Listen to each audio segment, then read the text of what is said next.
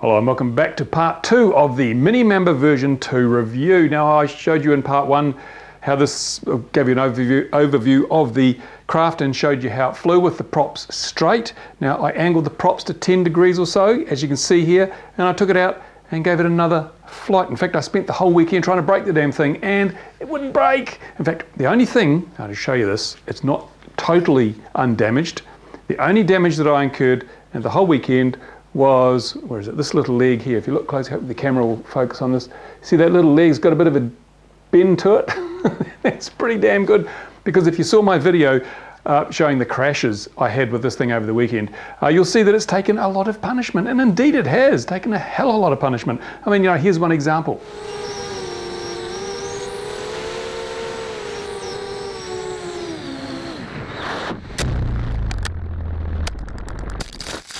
There you go. After that crash, my Mobius was ripped off the platform, and I spent about, well, both of us spent about 3/4 of an hour looking for it. Finally found it, so it'll be interesting footage.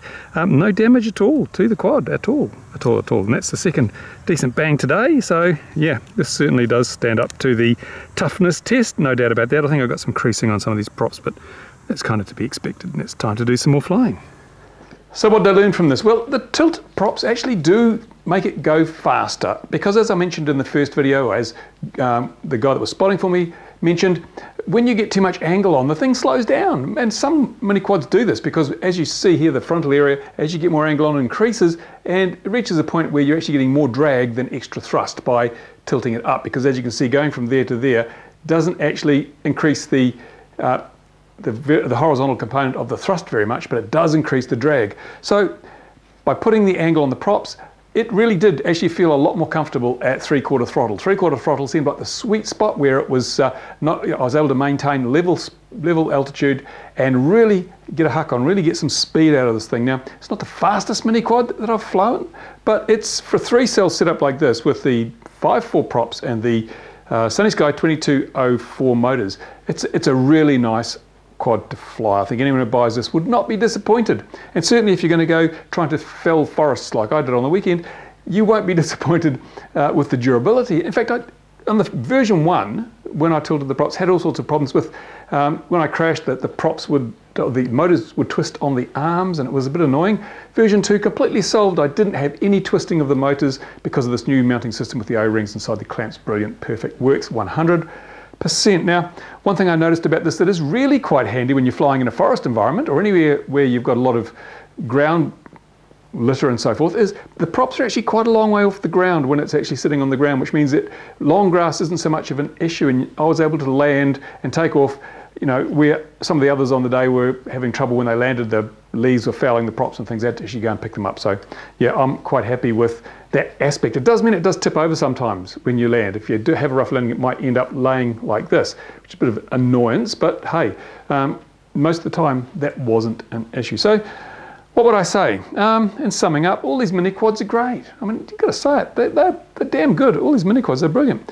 This is a good one too, and it flies well. It has that novel tilted rotor approach. It's a bit hard to say. I'm going to leave the rotors tilted on this. I'm going to leave the props tilted because I find it doesn't affect the handling. It really still handles very nicely. I was a bit worried that perhaps tilting the motors might affect handling, but it doesn't. It gives it a better turn of top speed, and it just feels more fluid when you're sort of weaving and bobbing through stuff.